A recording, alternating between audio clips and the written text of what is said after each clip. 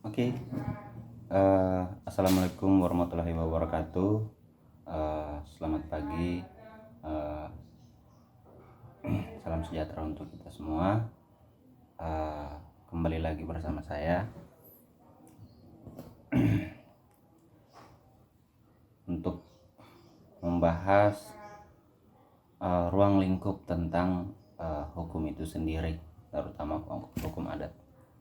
Oke, jadi dalam video pertama itu sudah saya paparkan tentang sekilas pengertian hukum adat itu sendiri, yang saya paparkan kurang lebih seperti itu. Sekarang kita akan bahas tentang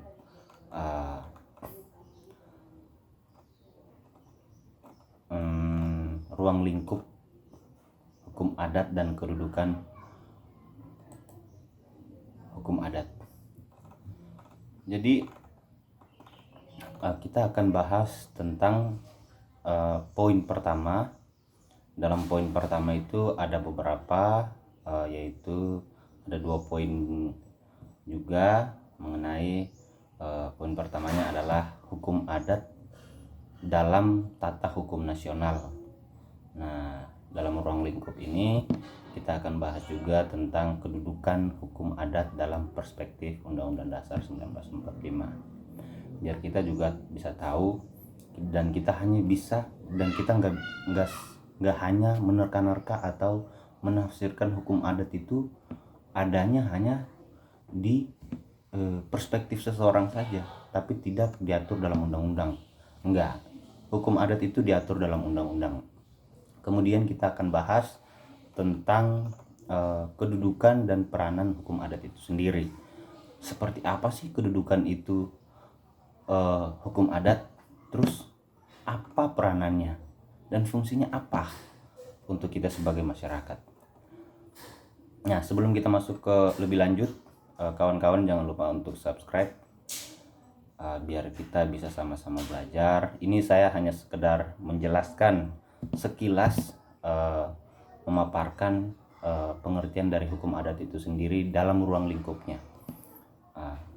Kemarin saya sudah bahas tentang pengertian, sekarang kita bahas tentang kedudukan hukum adat itu sendiri dalam perspektif Undang-Undang Dasar 1945. Oke guys, jangan lupa untuk subscribe, bagikan ke kawan-kawan yang lain, ke anak-anak yang mungkin belum mengenal apa itu hukum adat, dan mereka itu nggak gagal fokus kalau semata-mata di negara ini adanya hukum positif saja.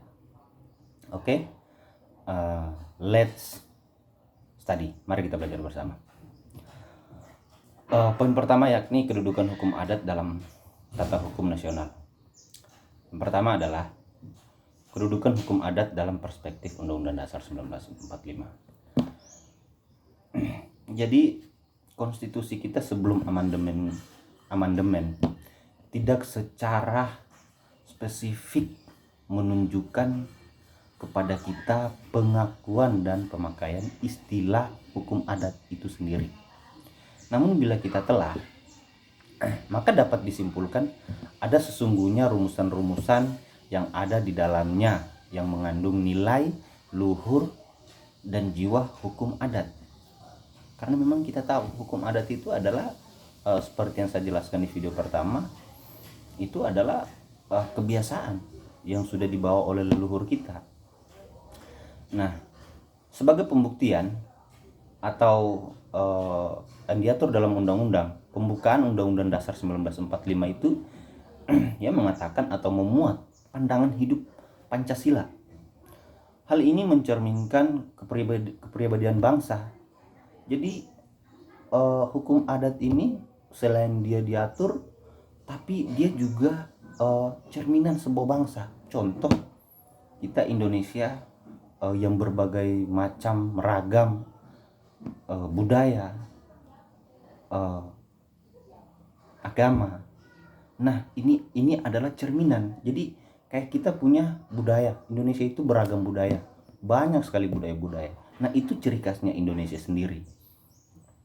Namun setelah amandemen, konstitusi hukum adat diakui sebagaimana dinyatakan dalam Undang-Undang Dasar 1945 pasal 18B ayat 2. Di dalamnya dia mengatakan tentang bagaimana negara mengakui dan menghormati kesatuan-kesatuan masyarakat, hukum adat beserta hak-hak tradisionalnya sepanjang masih dan sesuai dengan perkembangan masyarakat dan prinsip negara kesatuan Republik Indonesia yang diatur dalam Undang-Undang Dasar. Jadi hukum adat itu sendiri sebagaimana setelah amandemen Undang-Undang Dasar 1945 itu amandemennya 4 kali. Setelah hasil amandemen 4 kali itu, di situ dia lebih spesifik mengatur tentang hak-hak tanah ulayat atau hak-hak hukum adat itu sendiri dalam masyarakat atau dalam golongan masyarakat tertentu. Jadi dalam pasal 18B ayat 2 Undang-Undang 1945 ini dia mengatur. Jadi pada realitanya memang kita tahu bahwa sekarang itu sedikit-sedikit masalah, sedikit-sedikit larinya hukum positif, sedikit-sedikit larinya hukum positif. Memang kita tahu hukum positif itu dia mengatur segalanya. Memang kita tahu pula ada yang namanya hukum itu ada yang namanya lex priori dan lex derogat. Itu kalau saya nggak salah sebut ya segitulah, seperti itu mungkin. Jadi hukum yang lebih yang khusus dia mengesampingkan hukum yang lebih umum. Memang kita tahu hukum positif dan mengatur seperti itu, tapi di sisi lain hukum adat ini diatur dalam undang-undang. Nah, dalam penerapannya terkadang hukum adat ini lebih dikesampingkan dan malah tidak melakukan hukum adat itu sendiri dalam penyelesaian sebuah sengketa. Kebanyakan terjadi itu di daerah-daerah. Disinilah peran pemerintah untuk dalam hal penegakan hukum itu. Kemudian dalam memberikan tafsiran terhadap ketentuan tersebut, Jimmy Asidike menyatakan perlu diperhatikan bahwa pengakuan adanya hukum adat ini diberikan oleh negara. Yang pertama, kepada eksistensi suatu masyarakat hukum adat beserta hak-hak tradisionalnya. Yang kedua, eksistensi yang diakui adalah eksistensi kesatuan-kesatuan masyarakat hukum adat. Artinya, pengakuan diberikan kepada satu persatu dari kesatuan-kesatuan tersebut. Dan karenanya masyarakat hukum adat itu haruslah bersifat tertentu. Kemudian yang ketiga, masyarakat hukum adat itu memang hidup sampai sekarang dan masih ada. Yang keempat, dalam lingkungannya yang tertentu pula. Jadi hukum adat itu dia memiliki lingkungan. Kemudian yang kelima, pengakuan dan penghormatan itu diberikan tanpa mengabaikan ukuran-ukuran kelayakan bagi kemanusiaan sesuai dengan tingkat perkembangan keberadaan bangsa. Misalnya tradisi-tradisi tertentu yang memang tidak layak lagi dipertahankan, tidak boleh dibiarkan, dan tidak mengikuti arus kemajuan keberadaban hanya karena alasan sentimental. Kemudian yang keenam, pengakuan dan penghormatan itu tidak boleh mengurangi makna Indonesia sebagai suatu negara yang berbentuk negara kesatuan Republik Indonesia.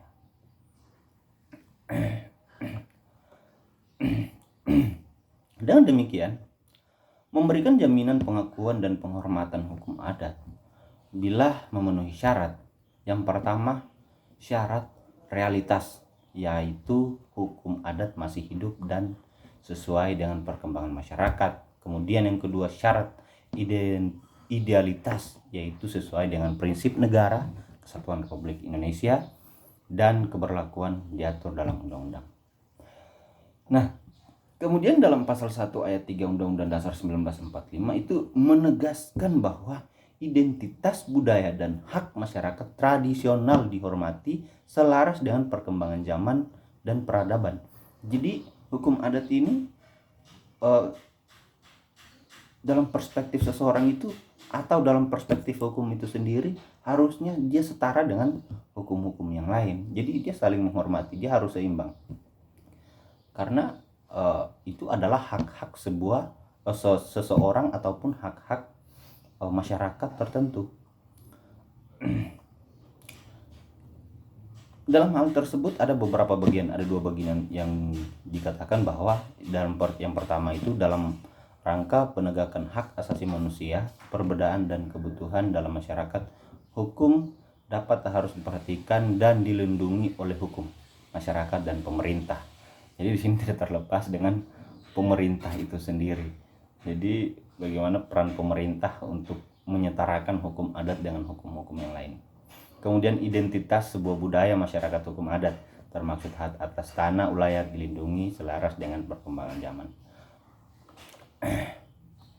Kemudian sebagaimana penjelasan Undang-Undang Dasar nomor 939 tahun 1999 pada pasal 6 ayat 1 itu dia menyebutkan bahwa hak adat secara nyata masih berlaku dan dilindungi tinggi dalam lingkungan masyarakat hukum adat, harus dihormati dan dilindungi dalam rangka perlindungan dan penegakan hak asasi manusia. Jadi hukum adat ini tidak semena-mena untuk dikesampingkan, karena hukum adat ini dia mengandung hak asasi manusia, hak asasi setiap orang, setiap masyarakat dalam sebuah lingkungan itu memiliki hak-hak tertentu.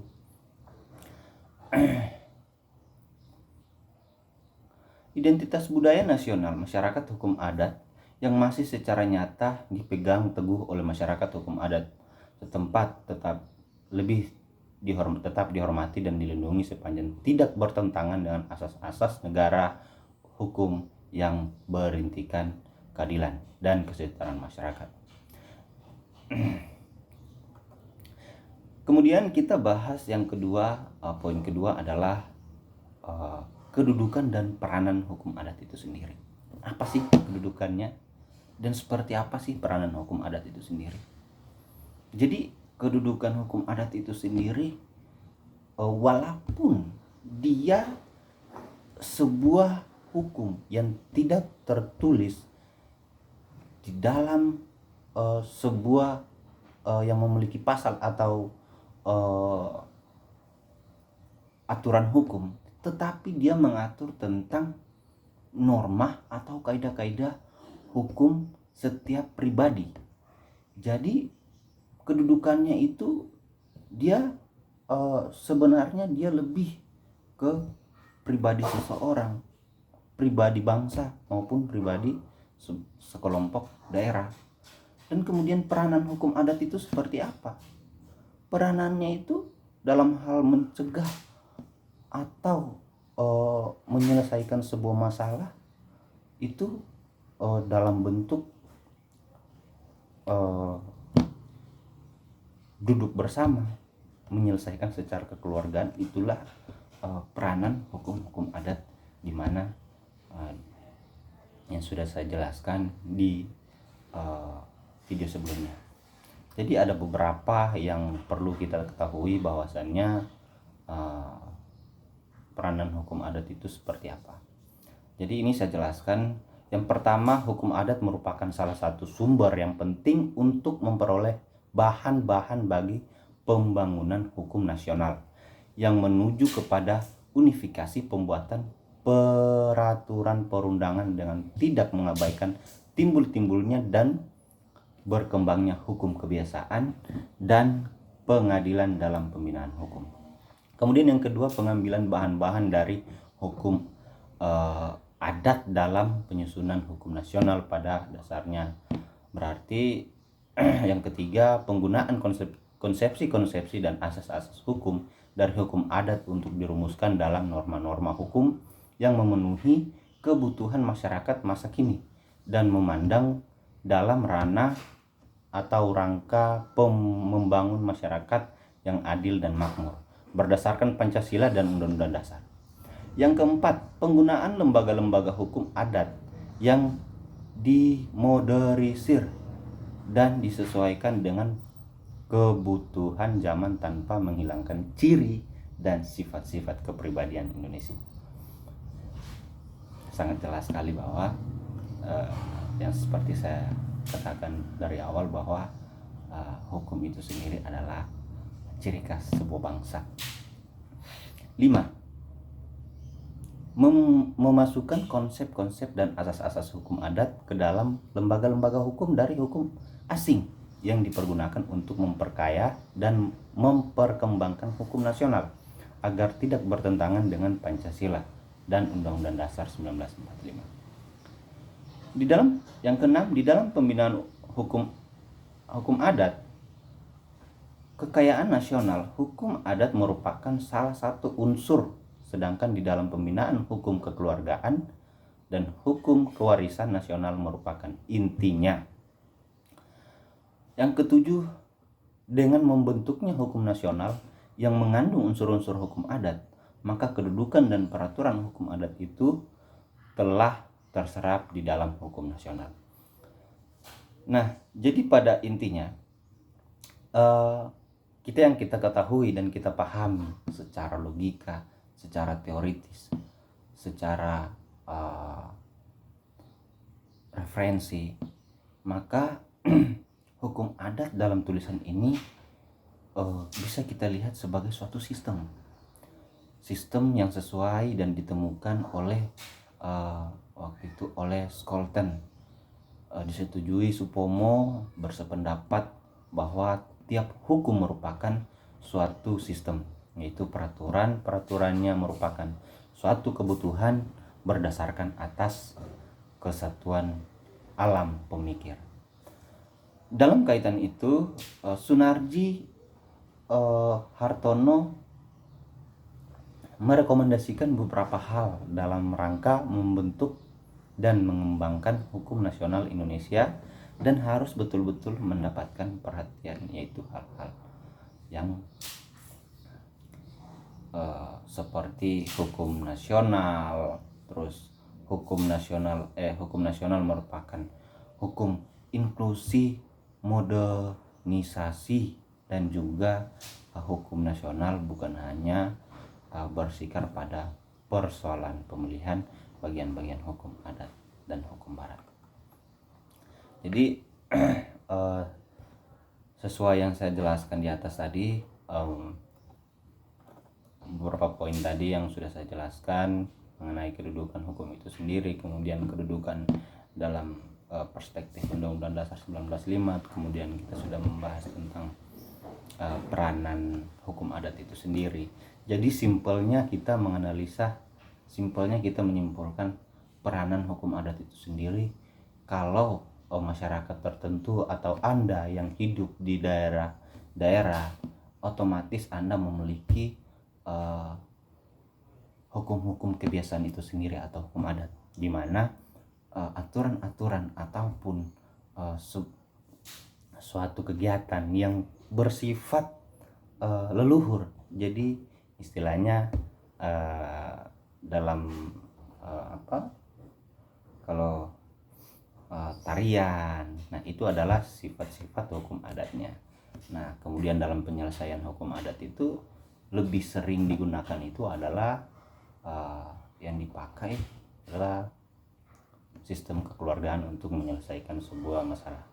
Kalau misalkan sebuah masalah tersebut tidak bisa diselesaikan secara kekeluargaan atau hukum adat itu sendiri atau aturan dalam sebuah daerah tersebut, maka di situ tidak bisa kita pungkiri bahwa akan hadirnya hukum positif yang kita anut, yaitu Undang-Undang Dasar 1945 dan pasal-pasal seperti halnya undang-undang tentang tindak pidana pembunuhan, sengketa, itu di situ akan hadir hukum positif tersebut. Jadi mungkin seperti itu, dan sampai di situ yang perlu saya mengatakan sedikit. Saya tidak membenarkan apa yang saya katakan, tapi itu yang saya baca dari referensi, dan saya mencoba untuk memberikan sedikit gagasan untuk kawan-kawan, dan agar kita bisa tahu atau kita bisa menggambarkan bahwa oh, tidak salah daripada itu, ternyata dia lebih spesifiknya lebih ke sini. Jadi mohon maaf jika ada kata ataupun pemaparan yang salah atau yang kurang tepat, mohon dimaklumi, karena di sini saya juga belajar. Kita semua belajar. Salam damai dan terima kasih. Sampai jumpa di video selanjutnya. Thank you.